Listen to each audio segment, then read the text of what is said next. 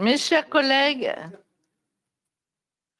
nous entendons ce matin M. François de la Guéronnière, président de section à la Cour des comptes, sur l'enquête demandée par notre commission en application de l'article LO 132-3-1 du Code des juridictions financières sur le 100% santé.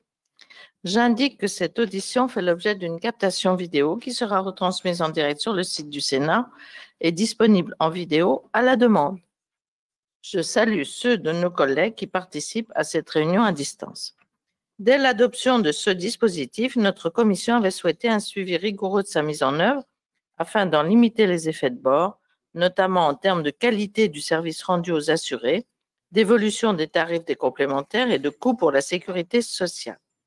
Si j'ai bien lu votre enquête, le bilan ne peut être que provisoire, mais je vous laisse la parole pour nous livrer les premières recommandations de la Cour. Je vous laisse la parole, Monsieur le Président. Merci, Madame la Présidente.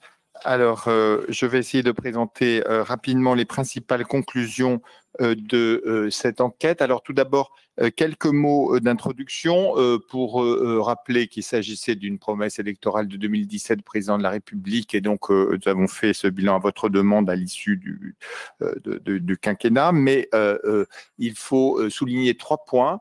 La première, c'est que cette réforme ne me remettait pas en cause l'articulation entre assurance obligatoire et assurance complémentaire. Donc, il s'agit plus d'un mouvement de paramètres, on verra lesquels, que d'une réorganisation du système. La deuxième chose, et ça a un impact sur nos travaux, c'est que la réforme a certes été mise en route dès 2018, mais elle n'est intégralement en vigueur qu'à compter du début 2021 et donc finalement le recul n'est pas encore très très grand, d'autant que, comme nous le verrons, il y a des problèmes de suivi et de disponibilité des données. Et troisième point, en plus, cette réforme évidemment a été percutée par la crise sanitaire et ce qui peut fausser certaines remontées. Alors, nous avons abordé 3 points dans cette enquête. La première, les objectifs de cette réforme. Le deuxième, ses résultats. Et le troisième, son coût et la façon dont on peut piloter ce coût. Alors, sur le premier point des objectifs, le constat de base réalisé avant la réforme, c'était qu'il y avait des restes à charge parfois élevés dans 3 champs qui sont l'optique, le dentaire, les audioprothèses, un peu moins en optique puisqu'il y avait déjà des offres sans reste à charge avant cette réforme, mais tout de même tout à fait substantielles, ce qui pouvait, suivant plusieurs enquêtes, alors le petit tableau que vous avez affiché résulte de travaux de la CNAM et de la DSS pour une part et d'une enquête sur la santé européenne d'autre part, à des renoncements aux soins. Et ces renoncements s'avèrent plus fréquents chez les personnes qui n'avaient pas de complémentaires santé, qui pourtant ne sont pas tellement concernées par cette réforme. Alors, à quoi consiste-t-elle? Elle consiste à créer des paniers différenciés, un panier 100% santé, un panier donc qui fait l'objet de remboursement à 100%, un panier libre au contraire, et un panier à reste à charge maîtrisé. Et ces 3 paniers, ils sont mis en œuvre de façon assez différenciée suivant les 3 secteurs. Il y a quand même une logique commune qui est de plafonner les prix des biens concernés et donc de rembourser de façon intégrale les biens en faisant la somme des remboursements de l'assurance maladie de base et de l'assurance maladie complémentaire, mais donc des mécanismes différenciés, puisque pour le domaine dentaire et auditif, on est parti des équipements déjà consommés et on a supprimé les restes à charge sur une partie d'entre eux. Et en revanche, dans le domaine de l'optique, les organisateurs de la réforme ont fait le choix d'introduire de nouveaux produits, de définir de nouveaux produits sans reste à charge, à un niveau de prix très inférieur à celui des équipements majoritairement consommés jusqu'alors. Donc, c'est donc 2 mécanismes très différents. Ce mécanisme bénéficie à ceux qui sont couverts par la complémentaire de santé solidaire, puisque les équipements qui avaient déjà des restes à charge zéro, évidemment, puisque les équipements qui sont proposés dans les paniers 100% santé sont dans des gammes en général supérieures à ce dont ils bénéficiaient jusqu'avant. Mais en contrepartie, et c'est ce qui explique l'équilibre financier de la réforme, les remboursements de l'assurance maladie obligatoire en dehors de ces paniers 100% santé ont été réduits en optique, et le plafonnement du remboursement des lunettes a été abaissé pour le complémentaire santé. Donc c'est comme ça qu'on arrive à un équilibre. Alors, nous allons passer au deuxième point, qui est celui des résultats sur le plan de la couverture. Alors, nous avons regardé successivement les trois principaux domaines. Donc, d'abord, dans le domaine dentaire, sur donc des résultats plutôt favorable, puisque le panier sans reste à charge et le panier à reste à charge modéré, donc souvenons-nous des trois paniers, représentent maintenant une part très majoritaire des actes qui sont réalisés, donc 55% et 21%, donc c'est quand même pas mal. Deuxièmement, on a constaté une diminution des restes à charge, 21,2% à 18,3% en 2020, et encore, bon, on a des chiffres anciens, mais peut-être ça a continué à baisser. Ensuite, en revanche, le nombre de patients recourant aux soins, il y a une augmentation en 2021, mais c'est encore incertain. Alors, sur les audioprothèses, il y a également des résultats favorables, puisque 40% des aides auditives vendues en 2021 ont été au travers des paniers 100% santé, qu'il y a eu une diminution des restes à charge, du moins suivant les complémentaires santé, et qu'il y a eu une forte augmentation du nombre de patients, puisque le nombre d'aides auditives par patient a augmenté, donc comme c'était écrit, de 1,82 à 1,94. Il restera encore à voir si tout ça se confirme dans la durée. Il y a tout de même, nous avons constaté que les prestations de suivi n'étaient sans doute pas encore au niveau de la consommation du nombre de produits. Donc il faudra, alors évidemment, ça prend un petit peu plus de temps, mais ça sera un des points à surveiller. Enfin, le dernier secteur, c'est l'optique. Alors, c'est là que le bilan est le plus contrasté. Mais comme je l'ai indiqué en introduction de ce petit exposé, ça peut s'expliquer en partie par le fait qu'il y avait déjà des offres favorables dans le domaine de l'optique, et que donc l'apport du 100% santé a été certainement plus faible. Donc 17% d'équipements avec au moins un bien du premier panier. Mais si on exclut les bénéficiaires de la CSS, ça n'est que 9%, donc un résultat assez modeste. Pas d'évolution du taux de recours, et il y a plutôt une augmentation du reste à charge, puisque évidemment, comme j'expliquais au début, on a moins remboursé ce qui était à l'extérieur du panier. Comme on a peu remboursé le panier, évidemment, les autres équipements ont augmenté de près, ont été moins remboursés, et donc le reste à charge a augmenté. Alors, nous nous sommes posé la question, sans remettre, en restant dans le cadre intellectuel de la réforme, quel levier on pouvait mobiliser pour la rendre plus effective. La première chose, c'est qu'il y a probablement une communication qui pourrait être renforcée, puisque finalement, une personne sur deux seulement a eu connaissance de cette réforme, d'après des enquêtes récentes.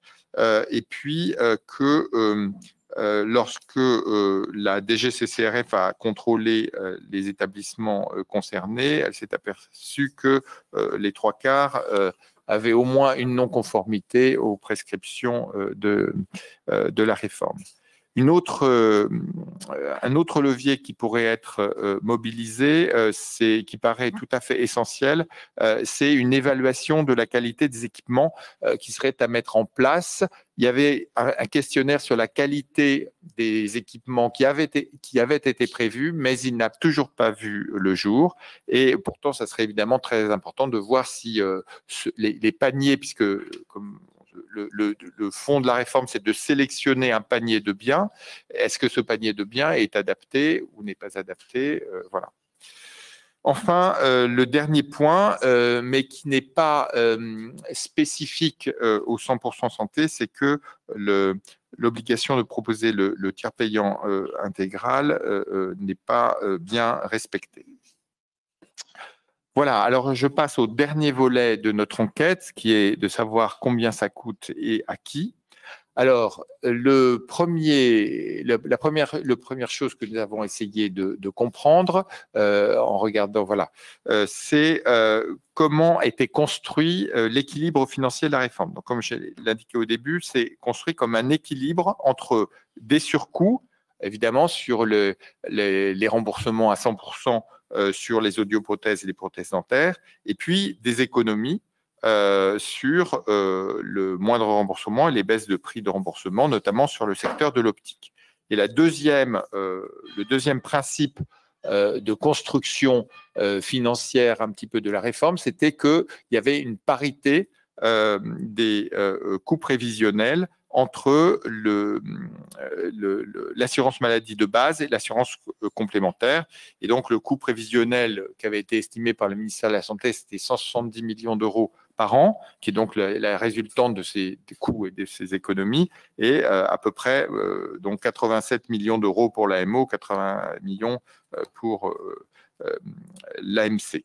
Voilà. Alors, ce que nous avons quand même constaté, c'est que ces hypothèses étaient extrêmement volontaristes et que, voilà, parce que le gouvernement avait fait l'hypothèse que les patients recourraient massivement au panier 100% santé, ce qui n'a, comme on l'a vu, été le cas que dans une mesure beaucoup plus modeste. Alors, maintenant, la deuxième chose, nous avons essayé de voir quel était le coût réel par rapport aux estimations. Alors, la première chose, alors là, ça fait partie du domaine sur lequel on a eu le plus de difficultés, c'est que, d'une part, il y a un système de suivi très décalé dans le temps qui fait que, voilà, notamment, on a des... Voilà, donc avec une mise en place complète, tardive de la réforme et ce décalage de suivi, on n'a pas encore tous les chiffres les plus récents, ce qui était un petit peu gênant pour l'enquête. Ce qui semble se dégager néanmoins, c'est qu'il y a des dépenses inférieures aux prévisions pour l'assurance maladie obligatoire, mais supérieures pour l'assurance maladie complémentaire, comme c'est indiqué. Donc 127 millions d'euros pour l'AMO contre 150 millions attendus. Donc c'est effectivement le fait des économies supérieures sur l'optique qu'on a déjà vu dans les résultats de la réforme. Et en revanche, un surcoût potentiellement important pour l'AMC. Et là aussi, c'est la deuxième limitation de notre enquête. Comme nous n'avons pas accès aux comptes des AMC, nous avons dû prendre les statistiques qu'ils nous ont données pour argent comptant. Voilà, il faudra sans doute regarder ça un peu plus en détail par la suite. Et l'incidence sur les secteurs économiques est sans doute positif, notamment pour les audioprothèses, dont on a vu qu'il y avait une forte augmentation de la consommation, mais c'est sans doute plus incertain dans les autres domaines. Alors, nous nous sommes ensuite intéressés aux outils de régulation qui étaient à la disposition des pouvoirs publics et nous avons constaté qu'il y avait d'abord peu d'outils de régulation budgétaire et qu'ils avaient en plus été peu utilisés.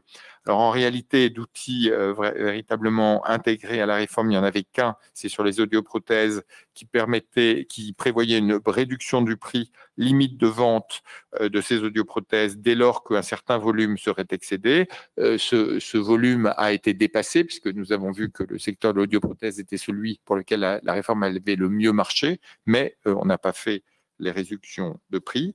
Dans le secteur dentaire, il y a une clause de rendez-vous dans le cadre de la convention dentaire, mais qui n'a pas été activée. Et puis, il n'y a pas de mécanisme dans le domaine de l'optique. Voilà. Alors, je termine cet exposé par les recommandations que nous avons inscrite à la fin de ce rapport. Alors, la première, qui est effectivement pour essayer d'améliorer le suivi, notamment le suivi, enfin pour le résultat et aussi le suivi financier, c'est de mettre en place un partage de données entre l'assurance maladie obligatoire et les assurances complémentaires, ce qui permettrait effectivement de beaucoup mieux suivre ce qui se passe pour le bénéfice de ceux qui doivent piloter la réforme, mais également pour les deux participants, les deux financeurs. Le deuxième point, c'est de faire fonctionner effectivement le mécanisme de régulation dans le domaine des audioprothèses, comme je viens de l'indiquer. Et le troisième point, c'est de mieux mettre en œuvre le 100% santé pour dans le domaine des chirurgiens dentistes et de prévoir éventuellement une clause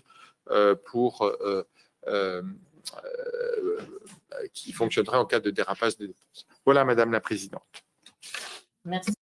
Monsieur le Président, on voit bien que c'est un rapport d'étape et c'est vrai que pour certains points, je pense que la crise sanitaire a pu aussi bloquer des initiatives, si je pense aux consultations ou autres. Alors, je vais passer la parole à Corinne Imbert, qui est notre rapporteure de la branche maladie, et ensuite à Bernard Jomier. Merci Madame la Présidente, merci Monsieur le Président pour votre présentation.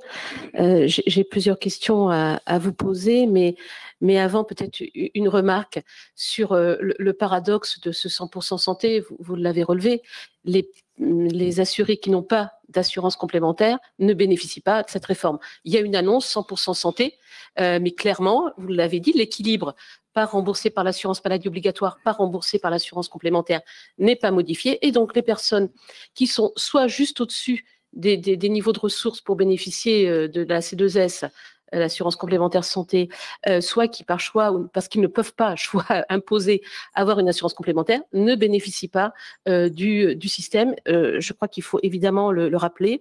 Et les classes moyennes sont donc pénalisées. Et c'est la double peine quand il y a une baisse de la prise en charge par l'assurance maladie au-delà du panier 100% santé. Vous l'avez pointé dans votre rapport. Donc, c'est ce paradoxe qu'il fallait évidemment rappeler. Deuxième point, en termes de remarques, vous avez insisté donc j'y reviendrai, sur la nécessité d'avoir un suivi très fin de cette réforme, sur l'attention à la qualité des prothèses qui doit être prise en charge dans ce 100% santé. Or, et au moment de la réforme, au moment de la décision, évidemment, nous étions en 2019. Aujourd'hui, nous sommes en 2022. Nous voyons globalement une augmentation du coût des matériaux, une augmentation donc des produits finis, et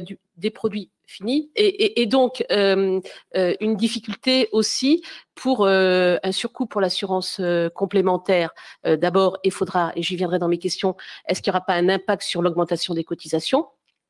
Et puis en baissant, par exemple, vous l'évoquez sur les audioprothèses dans vos propositions, en baissant le tarif de remboursement de prise en charge par l'assurance maladie, si on a un coût du produit fini qui est augmenté à qualité égale, eh bien, qu'est-ce qui va se passer? Est-ce qu'à un moment donné, on ne sera pas, c'est peut-être pas le cas pour les audioprothèses, je ne suis pas spécialiste du sujet, mais est-ce qu'on ne sera pas au-dessus, la valeur du produit fini, au-dessus du prix de remboursement par l'assurance maladie obligatoire? C'est ces points d'attention. Et on en revient à cette notion d'équilibre, qui est un équilibre précaire, entre qualité, coût pour l'assurance maladie, et coût pour les assurances complémentaires, pour lesquelles il ne faudrait pas qu'il y ait une augmentation de la cotisation ensuite pour les assurés. Et si par choix, après, les assurés, ces mêmes assurés, renoncent malgré l'obligation pour les entreprises de proposer une assurance complémentaire à leurs salariés, renoncent à l'assurance complémentaire, on ne peut plus parler de 100% santé puisque là, on a un surcoût pour les assurés. Voilà une remarque, enfin des remarques générales que je tenais à préciser à la suite de votre présentation. Alors peut-être que dans mes questions, j'y reviendrai et je reviendrai sur juste une phrase dans votre rapport, page 19, sur lequel je voulais avoir votre sentiment. Donc sur le bilan et le suivi de la réforme, donc je vous l'ai dit, la réforme ne bénéficie que très partiellement aux personnes, voire ne bénéficie pas aux personnes ne disposant pas d'une couverture complémentaire. Donc dans quelle mesure à ce stade, diriez-vous que la réforme a atteint sa cible en réduisant les inégalités dans l'accès aux soins, parce que c'est bien ce qu'on voulait nous faire croire avec un affichage 100% santé et le renoncement aux soins des populations les plus fragiles. Et comment faire en sorte que ces objectifs soient mieux atteints, avec toujours, évidemment, en arrière-pensée, l'équilibre des comptes sociaux. Comment le suivi de l'incidence de la réforme sur le secteur de l'assurance maladie complémentaire peut-il être renforcé? Vous l'avez dit, vous n'avez pas accès aux comptes, vous prenez pour argent comptant ce qu'on vous dit. Une hausse des primes apparaît-elle justifiée par la santé financière des organismes complémentaires qui ont engendré en 2020 d'importants excédents? Il y aura évidemment le débat entre assurance complémentaire privée et mutuelle, mais la question mérite d'être posée. Les dépenses induites par la réforme se sont avérées inférieures aux prévisions pour l'assurance maladie obligatoire, mais largement supérieures aux prévisions, en revanche, pour l'assurance maladie complémentaire. Ce déséquilibre, s'il s'avérait structurel, devrait-il conduire à une redéfinition du partage de l'effort entre assurance maladie obligatoire et assurance maladie complémentaire?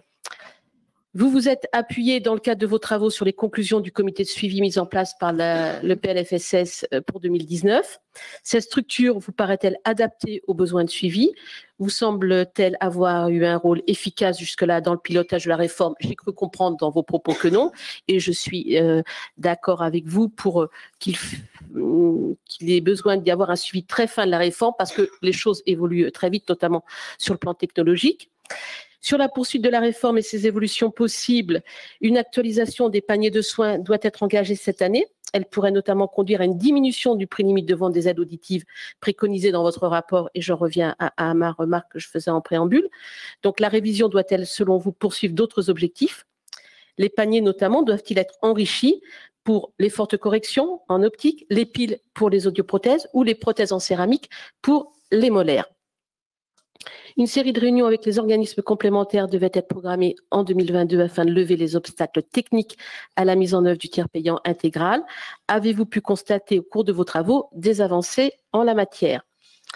Si le législateur s'était saisi de cette question en 2021, la disposition a été toutefois censurée par le Conseil constitutionnel. Le recours à la loi vous semble-t-il nécessaire? Enfin, quel regard portez-vous sur les propositions d'extension du 100% santé à de nouveaux secteurs tels que les prothèses capillaires, les semelles orthopédiques, l'orthodontie, formulées par la Caisse nationale d'assurance maladie dans son dernier rapport Charges et produits? Une telle extension vous paraît-elle réaliste à court ou moyen terme compte tenu des difficultés dans le pilotage économique du dispositif? Et encore une fois, attention, quelque part, je vais peut-être employer un mot pas politiquement correct, mais attention à ne pas mentir aux Français sur la formulation du 100% santé. Je vous remercie. Merci. Vous souhaitez répondre tout de suite ou on prend la question de monsieur? Oui. Vous les allez répondre. Il y a pas mal de questions, peut-être je vous laisse répondre d'emblée. Parce que... Et ensuite... Merci, Madame la Présidente. Nous allons répondre à deux avec Erwan Samin qui a été, c'est lui qui a fait le rapport. Alors, d'abord, vous êtes inquiété du fait que les personnes qui ne sont pas couvertes par une complémentaire de santé n'ont pas bénéficié de cette réforme du 100% santé. Effectivement, c'est un point, c'est inhérent à la construction même de cette réforme. Alors, dans notre enquête, nous n'avons pas cherché à sortir du cadre intellectuel de cette réforme, comme je l'ai rappelé tout à l'heure, mais néanmoins, nous avons bien pointé ce fait. pour les personnes couvertes par la complémentaire santé, effectivement, les premiers résultats montrent que globalement, c'est positif, mais évidemment, pour celles qui ne sont pas couvertes par une complémentaire, qui sont plutôt les chômeurs, les inactifs en âge de travailler, les jeunes adultes, les résultats sont, il faut analyser ça entre ceux qui sont couverts par la complémentaire santé solidaire, pour lequel évidemment il n'y a pas eu de dégradation, il y a même eu, comme je l'ai expliqué, il y a eu une légère amélioration de la situation du fait que les paniers de soins qui leur sont maintenant proposés sont plus favorables. Mais en revanche, pour les autres, évidemment, il n'y a eu aucune amélioration. Alors, comme je le disais, dans le cadre de ce rapport, nous n'avons pas épilogué sur ce point-là, mais lors d'un rapport que nous avons publié l'année dernière, qui justement s'interrogeait sur l'articulation entre l'assurance complémentaire et l'assurance de base, mais que nous avions fait pour l'Assemblée nationale, nous avions proposé plusieurs scénarios d'évolution de l'articulation entre ces deux assurances. Alors, soit le décroisement des risques, soit le panier, soit le bouclier sanitaire, soit le renforcement de la régulation, et qui pourrait tendre à améliorer cette situation. Alors, peut-être sur la deuxième question. Alors sur la deuxième question, donc comme vous avez pu le voir, donc la Cour recommande effectivement de mettre en place un partage des données entre l'assurance maladie obligatoire et l'assurance complémentaire. Il faut savoir qu'il existe d'ores et déjà dans le Code de la santé publique une disposition qui prévoit justement dans le cadre du système national des données de santé que les organismes complémentaires mettent à disposition un échantillon représentatif des données de remboursement. Alors, cette disposition est inappliquée. Il nous semble donc utile justement de mettre en place cette disposition, ce qui permettrait effectivement d'obtenir justement les données nécessaires, ne serait-ce que de suivi, pour être aussi l'occasion d'ailleurs d'enrichir finalement peut-être cette disposition et ne pas se contenter uniquement de données de nature financière, mais peut-être de données sur les garanties elles-mêmes offertes par les différentes complémentaires santé, afin de justement de pouvoir vraiment obtenir un suivi fin de la réforme, que ce soit sur la question du coût, mais aussi des prestations associées. Alors, sur la question de la situation financière des complémentaires santé, comme vous l'avez vu, et justement en l'absence de cette disposition, nous ne pouvons disposer que de données qui sont finalement un peu anciennes. Si on regarde le dernier rapport de l'adresse sur la situation financière des complémentaires santé, donc ce sont des données 2020, elles font effectivement état d'excédents un peu supérieurs en 2020 par rapport à 2019, puisque selon l'adresse, celle-ci était de l'ordre de 637 millions en 2020 par rapport à 462 millions en 2019.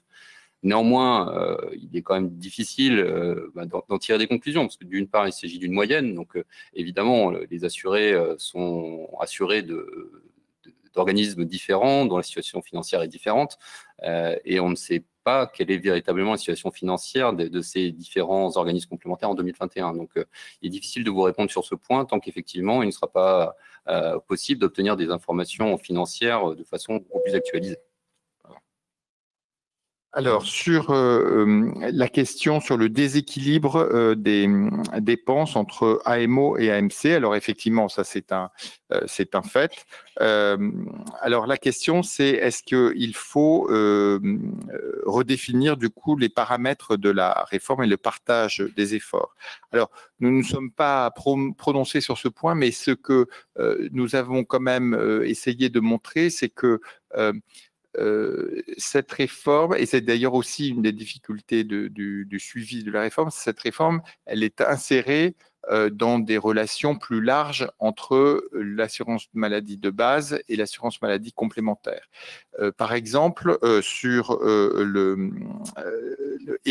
par exemple, sur le domaine dentaire, l'assurance, dans le cadre de la convention dentaire qui a embarqué un certain nombre de dispositions de la réforme, il y avait également des investissements tout à fait considérables de l'assurance maladie obligatoire pour des soins conservateurs. Il y en avait pour 635 millions d'euros. Et puis, il y en avait, alors qu'il n'y en avait que 180 millions d'euros pour les complémentaires santé. Et donc, simplement, ce que je voudrais souligner, c'est que si on devait toucher à l'équilibre entre complémentaire santé et base. Il faudrait sans doute faire ça de façon plus globale, peut-être dans le cadre de la nouvelle convention dentaire le jour où elle sera renégociée. Alors, sur la question du comité de suivi qui a été mis en place par la loi de financement pour 2019, alors, nous avons évidemment eu accès à l'ensemble des documents qui sont produits par l'administration, c'est assez classique, et évidemment les conclusions du comité de suivi font partie de ces documents. Alors, il nous semble que ce comité présente un certain nombre de points utiles, ne serait-ce que de permettre justement aux différentes parties prenantes d'être informées de l'avancée de la réforme, mais aussi de pouvoir aborder en séance les différents points qui peuvent poser difficulté. Alors, il est vrai néanmoins que ce qu'ont pu nous dire un certain nombre d'acteurs, c'est qu'ils trouvaient que ce comité était parfois peut-être un peu trop descendant et donc insuffisamment participatif et ne permettant pas justement peut-être d'aborder toutes les difficultés ou en tout cas de véritablement mettre au pot commun finalement l'ensemble des données ou en tout cas des points d'intérêt des différentes parties prenantes. Et puis, le point, je pense, le point le plus dur ou le frein le plus important, il est toujours le même. Finalement, c'est celui de la question des données actualisées, notamment sur le point de vue financier, qui permettent difficilement finalement, le suivi de la réforme. Or, c'était bien le sens premier de ce comité. Alors, sur votre question maintenant sur l'enrichissement éventuel des paniers, nous avons vu au cours de notre enquête que notamment la Caisse nationale d'assurance maladie commençait à nourrir ses dossiers sur ces questions-là, notamment sur les questions de forte correction en optique, de piles pour les audioprothèses, des prothèses en céramique pour les molaires, comme vous l'expliquez. Néanmoins, nous n'avons, dans notre rapport, nous n'avons pas été jusque-là, notamment parce que nous avons, comme j'ai essayé de l'expliquer, nous n'avons pas encore les éléments pour tirer un bilan véritablement complet et notamment un point qui nous paraît tout à fait important, c'est ces enquêtes auprès des patients pour voir pour essayer d'évaluer si le panier déjà actuel est adapté. Et il nous semblerait qu'il faudrait d'abord procéder à ce bilan avant de faire des extensions, etc. Parce que peut-être qu'on s'apercevra qu'il y a d'autres évolutions qu'il faut faire, etc. Donc, notre préconisation, c'est quand même d'abord de savoir exactement qu'est-ce qui s'est passé.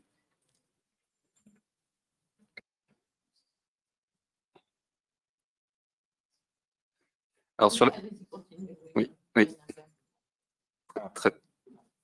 Très bien, Madame la Présidente. Alors, sur la question du tiers payant intégral, alors, ce que nous pouvons en savoir, donc, comme vous le savez, dans le cadre de nos procédures, il y a toujours une phase de contradiction avec les administrations pour que celles-ci puissent prendre connaissance de notre instruction et des conclusions auxquelles nous sommes parvenus. Il n'y a pas eu de remontée particulière sur la question du tiers payant intégral. Donc, a priori, il semblerait que le cycle de réunion que vous évoquiez n'est pas donné jusqu'à présent d'effet probant. Et donc, comme nous l'indiquions dans le rapport, il nous semble que si effectivement la situation venait à se pérenniser, si l'ensemble des parties prenantes ne parvenaient pas à avancer sur cette question, il semble qu'effectivement, seule une disposition de nature législative pourrait permettre de lever les blocages éventuellement constatés. Corinne, une précision? Oui, juste une petite remarque. Je l'avais dit dans mon propos liminaire et j'ai oublié de la mentionner, mais vous avez évoqué, Monsieur le Président, les soins conservateurs en matière dentaire, et c'est une bonne chose. Et page 19 de votre rapport, vous avez mis un tableau sur les mesures complémentaires visant à améliorer l'accès aux soins, et vous évoquez les délais d'accès aux soins dans le domaine de l'optique, du secteur auditif. Et une petite phrase à la fin, le secteur dentaire semble à ce stade moins concerné par ces problèmes d'accès. Juste vous dire que c'est pas franchement le sentiment qu'on a sur un certain nombre de territoires et que avec, vous voyez, l'accès aux dentistes, en tout cas pour ce qui concerne mon département, je peux vous dire que c'est pas si simple que ça, bien au contraire. Comment ? Oui, voire on a des départs en retraite et pas de nouveaux dentistes. Donc, alors que les soins conservateurs étaient pertinents en termes de meilleure prise en charge par l'assurance maladie, si on n'a pas accès, voilà, juste une petite remarque sans être désagréable, mais je pense que c'est pas partout la réalité. Voilà. Merci à vous. Très bien. Bernard Jomier, pour compléter. Oui, merci, Madame la Présidente. Non, mais vraiment, d'abord, Corinne Imbert a posé une série de questions pertinentes et vous y avez répondu. Mais j'aurais voulu quand même deux précisions. Une d'abord sur le tiers payant intégral. J'ai bien entendu votre réponse, mais ce dispositif, il est particulièrement important si on veut que le 100% santé contribue à améliorer l'accès aux soins, vu les coûts en ce qui concerne optique, dentaire et audioprothèse. Pourquoi est-il mal respecté? Est-ce que c'est parce que la procédure est trop complexe, que voilà, on sait que parfois les tiers payants sont difficilement appliqués parce que les professionnels arguent du fait que la procédure de recouvrement est trop longue ou trop compliquée? Ou est-ce parce qu'il y a des indicateurs de non-respect des tarifs? Et en subsidiaire, vous avez répondu que les difficultés sur le TPI relèveraient du domaine législatif. Mais sur ces questions, non, ce ne serait pas le cas. Donc voilà, j'aurais voulu que vous apportiez un peu plus de précision sur cette question. Et puis la deuxième est un peu d'ordre général et fait écho à beaucoup de questions et au cadre qu'a rappelé Corinne Imbert, c'est que au fond, on cherche, l'objectif, c'est quand même que sur ces trois thématiques, notre population ait un meilleur accès à ces prestations de santé qu'il n'est actuellement. Alors, dites-moi si je me trompe, mais à votre bilan partiel, on a le sentiment que sur l'audioprothèse, c'est ce qui se passe, qu'il y a une progression très nette et qui répond à un besoin de santé de la population. On a moins l'impression que c'est le cas sur l'optique. Est-ce que je me trompe? Ou est-ce qu'il y a un mésusage qui est facilité par ce dispositif des prestations en optique? Qui répond? Alors, sur la première question concernant le tiers payant intégral, alors il n'y a pas de difficulté de non-respect des tarifs. En tout cas, les contrôles qui ont été opérés notamment par la CNAM ne permettent pas de démontrer une difficulté de cette nature. Par contre, comme vous le soulignez, effectivement, les difficultés sont d'ordre multifactoriel. Il y a notamment un sujet qui est né notamment avec la réforme, qui est celle de la granularité des données qui sont transmises entre le patient et les organismes complémentaires via notamment les opticiens. Il y a une question parce que la nomenclature a été revue, elle s'est très nettement affinée. Et c'est vrai qu'il y a une interrogation sur le degré de finesse des données qui doivent être transmises. Les opticiens, en fait, refusant de donner des informations très précises, les organismes complémentaires considérant que sans ces données, elles ne peuvent pas mettre en œuvre la gestion du risque, qui est pourtant partie intégrante de leur métier. Donc ça fait partie des sujets qui freinent, notamment sur le plan de l'optique, la question de tiers payant intégral. Alors il y a aussi effectivement peut-être des craintes ou des réticences des professionnels de santé, notamment liées à la question du délai de remboursement. Et c'est une des raisons pour lesquelles, dans l'amendement qui avait été proposé il y a un an, cette question de la durée et de la nature des données aussi qui doivent être transmises était prévue dans cet amendement, d'où cette réponse législative à ces différentes difficultés. Alors, sur la deuxième question et sur le meilleur accès aux prestations, tout à fait, vous avez la bonne vision des choses. Sur l'audioprothèse, c'est là où il y a le taux de recours le plus important à ce panier. Il y a une augmentation totale du nombre de personnes qui ont acheté des audioprothèses, qui se sont équipées, etc. Et puis, il y a une diminution de reste à charge. Donc, c'est vraiment le domaine dans lequel les objectifs de la réforme ont été le mieux atteints. Et je ne l'ai pas dit tout à l'heure dans mon petit propos de ma petite présentation, mais c'est présent dans le rapport, à tel point que nous nous sommes interrogés sur la pertinence de certains recours à des équipements. Et notamment, on a remarqué qu'il y avait presque systématiquement les deux oreilles qui étaient couvertes, alors que parfois, il y a besoin que d'une oreille, etc. Et donc, nous avons recommandé qu'on aille regarder un petit peu qu'est-ce qui s'était passé dans le domaine des audioprothèses. Dans le domaine de l'optique, effectivement, il y a un taux de recours qui est beaucoup plus faible. Alors, comme je le disais quand même au début, Il y a, entre guillemets, peut-être une circonstance explicative, c'est que, contrairement aux autres domaines, dans le domaine de l'optique, il y avait déjà des offres qui permettaient d'avoir des règles reste à charge zéro et déjà des offres qui permettaient d'avoir des prix réduits au travers des contrats responsables, au contrat de la CSS, au travers voilà. Et donc l'apport de la réforme était beaucoup plus faible. Donc ça peut s'expliquer de cette façon-là. Mais en revanche, la façon dont financièrement la réforme a été construite, c'est-à-dire qu'on a concentré les moyens sur les paniers 100% et au contraire, on a comment dire, diminué les prises en charge sur le reste, fait que sur l'optique, comme il y a eu peu de recours à ces paniers 100%, le deuxième facteur a fait que globalement, comment dire, le taux de reste à charge a nettement augmenté sur l'optique. Donc effectivement, le bilan est nettement moins favorable dans ce domaine. Michèle Meunier. Oui, merci Madame la Présidente. Très courte.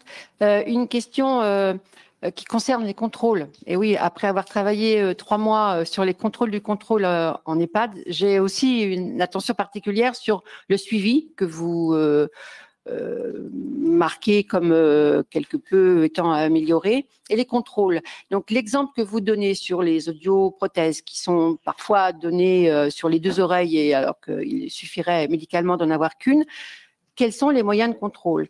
Qui avez-vous en capacité de mettre en place pour être conforme à ce qui est demandé?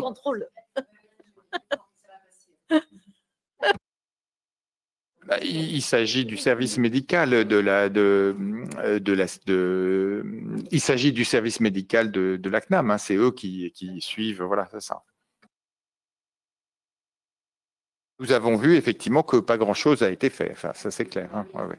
Mais bon, de l'autre côté, on est quand même au tout début. Hein, nous appelons plutôt à ce que ça se développe. Oui, pour terminer, qu'est-ce que vous attribuez à la crise dans un peu la difficulté du départ? Sur quel point? Peut-être, est-ce qu'il y a des points? D'abord, est-ce qu'il n'y en a pas? Est-ce qu'il y en a pas? Ou est-ce qu'il y a en effet des points particuliers on pourrait dire là, peut-être la crise a joué?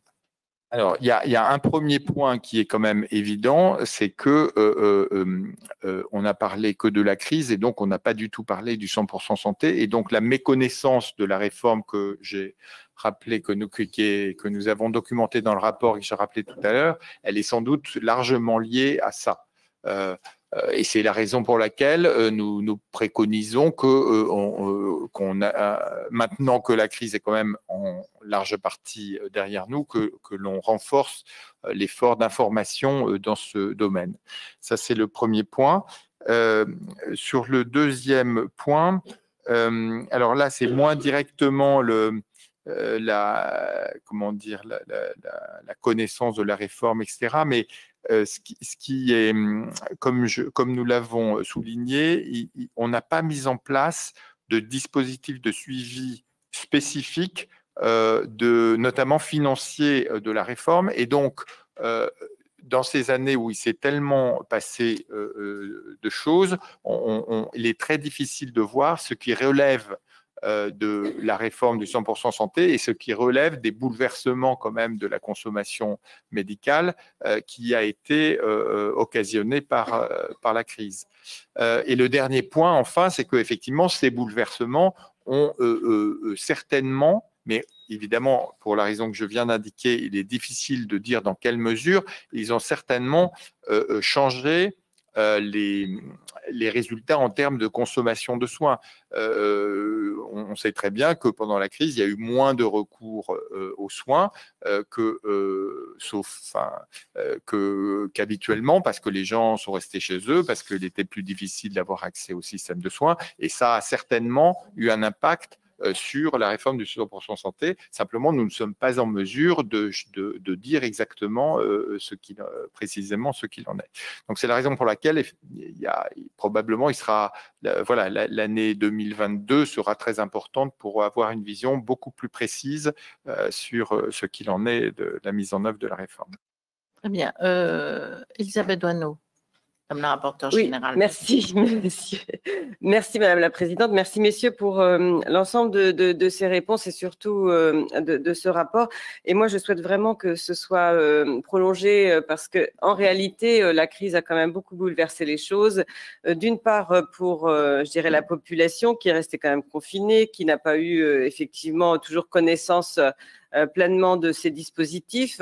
Encore que, il y en a qui trouvent toujours moyen de connaître les choses. Mais bon, on ne peut pas dire que c'était l'idéal pour faire une évaluation. Par ailleurs, je pense qu'il faut regarder très précisément ce que ça a pu avoir comme impact, non seulement sur la population, la première visée, puisque l'intérêt c'était de mieux soigner, de mieux équiper la population, mais de l'autre côté, il faut regarder aussi les professions liées, c'est-à-dire comment les choses se sont passées au niveau des dentistes, des audioprothésistes, des opticiens. Et tout doit être, à mon avis, dans la nuance et la mesure. Parce que moi, j'ai eu aussi des opticiens qui m'ont dit, mais on est contrôlé, mais c'est infernal. Alors, ils ne sont pas contre le contrôle, mais d'un autre côté, quand ils habitent en ville et qu'ils ont une certaine clientèle, ils ne peuvent pas non plus faire le 100% santé au niveau qui leur est demandé. Ça dépend de là où vous êtes. Et donc, voilà, il faut regarder un petit peu ça. Et il faut regarder dans l'optique si on n'a pas non plus mis en danger des entreprises françaises qui fabriquent des lunettes. Parce que ça, c'était aussi notre question quand ça s'est mis en place. Dans le Jura, notamment, on avait été interrogé par des entreprises et plutôt que d'aller chercher des lunettes en Chine parce qu'il faut effectivement faire absolument le 100% santé, est-ce qu'il ne faut pas regarder ce qui se passe aussi dans nos territoires? Et on est aujourd'hui tous très attachés à la production nationale. Sur les audioprothèses, moi je pense qu'effectivement on était parti d'un non-équipement très loin, plus que l'optique, et donc la montée en charge a été plus forte. Mais après, ce que j'entends aussi des audioprothésistes, c'est que la qualité des produits qu'on peut donner pour le 100% santé n'est pas forcément en adéquation avec les problèmes identifiés sur le patient. Et que c'est un vrai problème parce qu'ils reviennent continuellement dans les magasins, enfin auprès des professionnels, pour essayer de mettre l'appareil au bon niveau, mais avec des difficultés parce que justement, ces produits-là ne sont pas en capacité d'apporter une qualité suffisante. Sur les dentistes. Les dentistes, aujourd'hui, d'après ce que je vois, mais il faudrait que vous regardiez justement, au lieu de faire de la prothèse, ils font de l'inlay et ça coûte très, très cher. Et donc, regardez en fait sur l'activité d'un dentiste d'une année avant le 100% santé, ce qu'il faisait et ce qu'il fait aujourd'hui. Parce que je pense que là, il y a des petites choses qui sont à corriger. En tout cas, la quantité, le fait de cibler le plus de personnes dans la population qui ont besoin d'être équipées, ça c'est très très bien, mais au détriment de la quantité, voyons aussi la qualité sans perdre de vue les professionnels de tous ces domaines qui ont aussi besoin de gagner leur vie et pas toujours d'être forcément contrôlés, enfin contrôlés oui, mais attention quoi, il faut de la mesure et de la nuance. Merci. Monsieur de la Guéronnière, je vous laisse répondre. Merci. Alors, effectivement, alors, nous n'avons rien à redire aux remarques que vous avez faites sur l'impact sur les professions. Nous avons essayé de regarder ce qu'il en était. Nous avons quand même vu que notamment, je crois que c'était dans le secteur de l'optique, on a eu l'impression que le panier 100% santé était peu proposé aux patients et que voilà, ça peut-être contribué aussi à jouer au fait que la réforme avait eu peu d'impact. Alors, nous nous sommes posé la question de l'impact sur les entreprises, et c'est vrai que, et notamment, nous avons remarqué qu'il y avait eu une formulation du mécanisme de la réforme différente suivant qu'on était en audioprothèse et en dentaire, et puis en optique d'autre part, où là, on a choisi de développer des produits nouveaux avec des prix très bas. Et c'est vrai que probablement, dans ce domaine, les vu le prix qui a été fixé, les lunettes sont probablement importées en très large partie. Voilà. Voilà. Alors après, vous avez souligné qu'effectivement, c'est une des conclusions principales de notre rapport, c'est qu'il faut absolument arriver à se poser la question de l'adéquation des produits qui ont été encouragés par la réforme aux véritables besoins avant de faire évoluer cette réforme. Sinon, on va bâtir sur des bases qui ne sont pas assurées. Voilà ce que je pouvais dire. Très bien. Alain Milon souhaitait poser une question. Oui, merci Madame la Présidente. J'ai écouté avec une certaine attention et votre rapport et les interventions des uns et des autres. Et j'ai le sentiment, en vous écoutant, que finalement, c'est extrêmement compliqué comme système. Il y a d'un côté l'AMO, de l'autre côté les AMC, chacun intervenant à différents niveaux, avec donc finalement des frais de fonctionnement qui doivent être considérables pour des remboursements qui doivent être minimes. N'y a-t-il pas un intérêt à ce qu'il y ait un seul financeur, plutôt que de multiples financeurs qui entraînent la confusion pour tout le monde, y compris d'ailleurs pour la Cour, ce qui m'inquiète beaucoup. Alors, Monsieur le Président, comme je l'ai dit, c'est une question que nous n'avons pas traitée dans le cadre de ce rapport, mais que nous avions examiné dans le cadre de notre rapport sur les complémentaires de santé de l'année dernière. Et effectivement, on voit bien que la caractéristique de notre système, avec deux financeurs qui interviennent concurremment sur les mêmes risques pour tous les risques, est particulièrement complexe.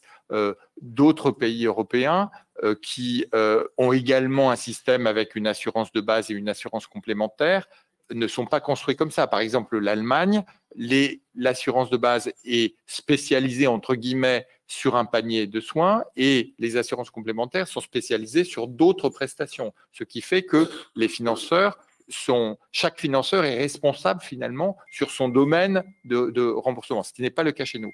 Et évidemment, cela induit une très forte complexité, cela induit un doublement des frais d'administration et cela induit des très grosses difficultés lorsqu'il s'agit de financer une réforme comme ça qui fait intervenir deux acteurs parce que la transmission des données se fait extrêmement mal. Et c'est d'ailleurs une de nos recommandations, c'est d'essayer quand même de l'améliorer. Et c'est vrai que si on voulait véritablement améliorer les choses, il faudrait s'interroger sur l'articulation entre l'assurance de base et l'assurance complémentaire. Et dans ce rapport, comme je l'ai rappelé tout à l'heure, nous avions dessiné nous n'avons pas pris sur notre responsabilité le fait de dire il faut faire ceci ou cela, mais nous avions essayé de dessiner des scénarios contrastés d'évolution pour essayer de résoudre cette question-là, qui est effectivement un des grands problèmes structurels de notre protection sociale en matière de maladie. Très bien. Moi, j'avais un dernier point, et on l'a évoqué avec Thomas Fatoum la semaine passée, sur le problème des centres de santé dentaires, avec les abus qui peuvent exister. Bon, je pense que vous n'êtes pas rentré dans le détail de qui faisait quoi, mais je pense que ce sera un point de vigilance quand même à avoir sur comment ça se passe dans ces centres-là. Et l'autre point, c'est, bon, on est d'accord sur en effet un reste à charge de prothèse soit le moins élevé possible, mais l'essentiel, la prévention de la prothèse, c'est quand même le soin. Sauf cas de prothèses nécessitées par des traumatismes ou autres, et il faut quand même axer beaucoup aussi sur le soin dentaire qui prévient les prothèses.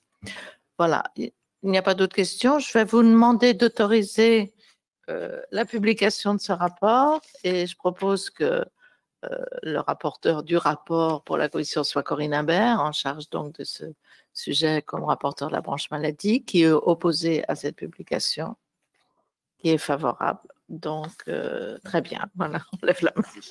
Merci, Monsieur le Président, et à tous les deux pour cette présentation à deux voix et à une prochaine rencontre. Merci.